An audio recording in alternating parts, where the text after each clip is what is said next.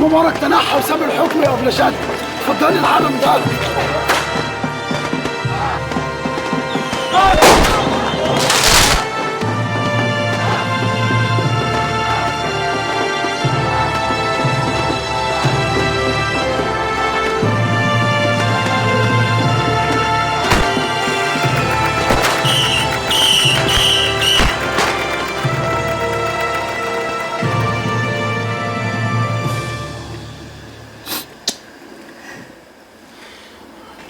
اشوف وشكم بخير. يعني انا يا ربي مكتوب عليا كده عيالي يسافروا، سن ايدي بقى اللي انت رايح. شغل ياما، شغل. يقول لك شغل يا وليه، ما دام قال لك شغل يبقى خلاص. وشغل ايه ده بقى اللي يقعد سنه بحالها؟ هنستورد مكن ياما وكده عشان الشغل يكبر. ادعي لي بس تبقى سنه. ده عيالك يا ضناي. اخوك فضل قاعد تحت مع مخلص، يبقى انزل سلم عليه وودعه، وانا بقى هفضل عايشه كده اودعكم واستقبلكم. ادعي لي ياما. ربنا يا ابني يجعلك في كل خطوه سلام، ويا رب يوقف لك ولاد الحلال يا ابني.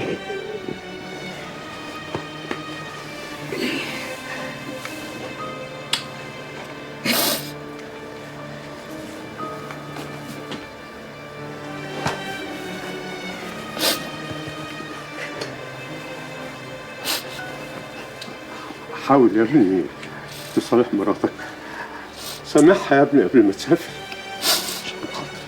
قول لي يا حاج، والنبي سامحها يا ابني، دي بنت عبيطه وهبله وغيرت نسوان خايبه، عشان خاطر عيالك يا حبيبي، عشان ربنا يقف معاك يا حبيبي. ربنا يسهل.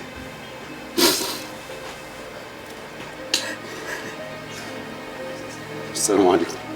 وعليكم السلام. وعليكم السلام يا حبيبي. اوعى كل، اوعى يا ابني تنسى نفسك، وخلي بالك من نفسك يا ضنايا. السلام عليكم. مع السلامة. بالسلامة يا حبيبي، بالسلامة يا ضنايا.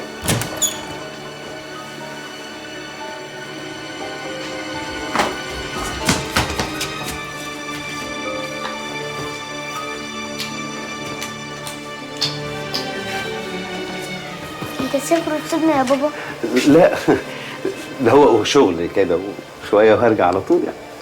بس ايه، عايز راجل في البيت. تسد مكاني كده وتخلي بالك من اختك، وانت خلي بالك من اخوك. حاضر يا بابا.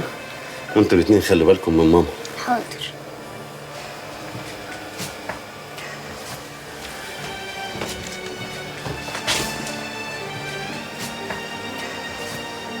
خلي بالك من العيال معاك.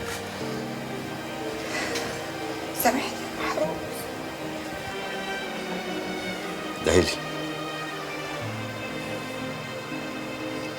ادعيلي اعرف اسامحك.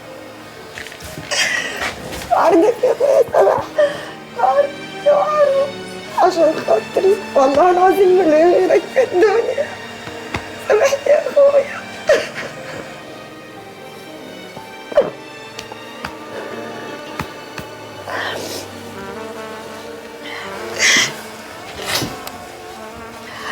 سمعت ان البلد اللي انت رايحها برد، خدت هدوم تكفيك وتدفيك هناك. لا، الصين فيها كل حاجة الحمد لله. السلام عليكم. وعليكم السلام. صباح كده.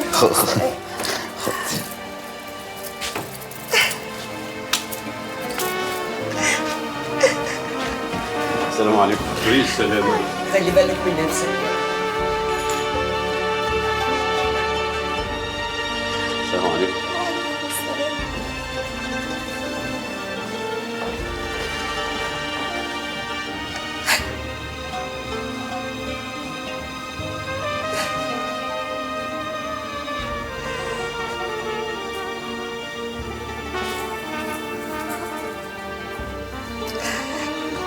بس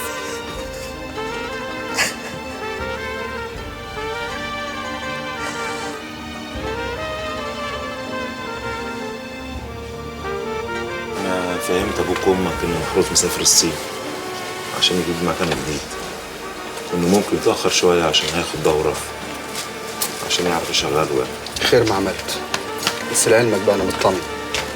اللي انت حكيته ده معناه انه كان دفاع عن النفس، يعني بالكتير هياخد حكم مخفف.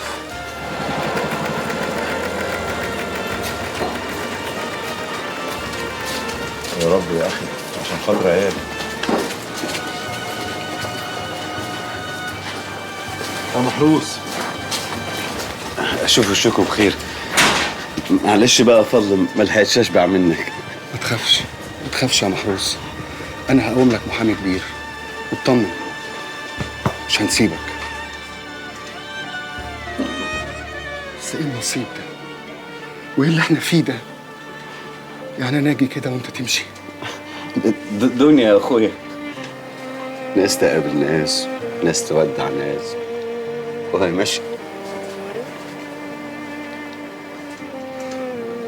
شوف وشكم بخير.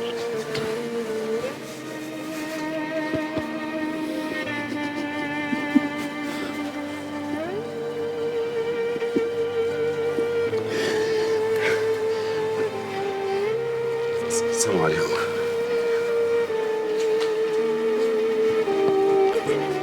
محروس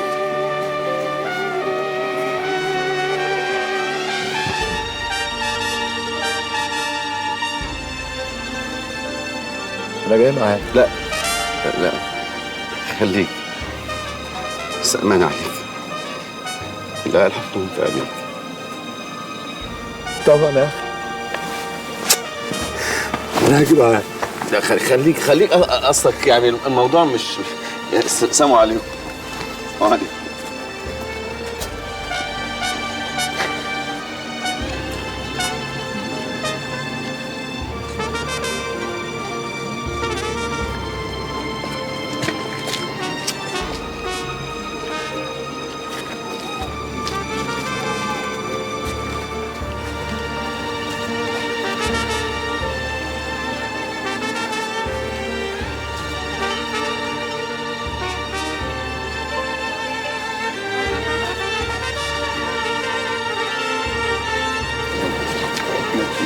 والله العظيم ليا ذنب.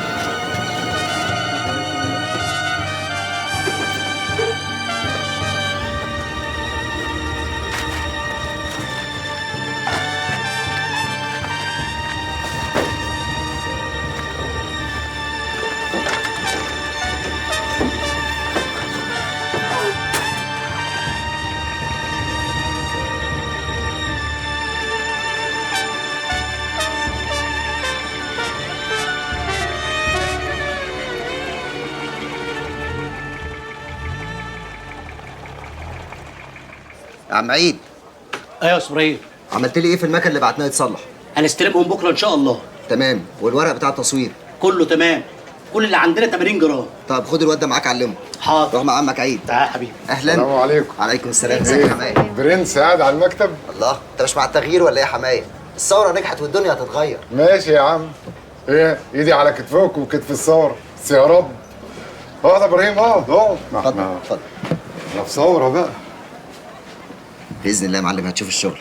انت عارف يا ابراهيم، عشان الثوره دي تنجح صح لازم كل الناس اللي كانوا موجودين في التحرير عمالين بيبعبعوا دول يبطلوا بقى بعبعه ويروحوا يشتغلوا. عشان الثوره مش كلام ولوكلوك وخلاص، ثوره شغل. وانا بصراحه مش داخل في دماغي موضوع النشط السياسي دي. لا حمايه، ده كان وقتها. دلوقتي وقت الجد والشغل. وما انا معاك في المكتبه ليه؟ هقف معاك وظهري في ظهرك، واي حاجه تطلبها مني انا تحت امرك يا سيدي. الله دي الثوره نجحت بصحيح بقى. برافو عليك والله يا واد ابراهيم. كفك يا واد. حبيبي. انت عارف يا ولا، انت كده ضربت عصفورين بحجر. بقيت جوز بنتي وابني في نفس الوقت. ما انت ابويا برضه يا عم سالم. بابا ابراهيم كده كان عايز يقول لك على حاجه بس خايف.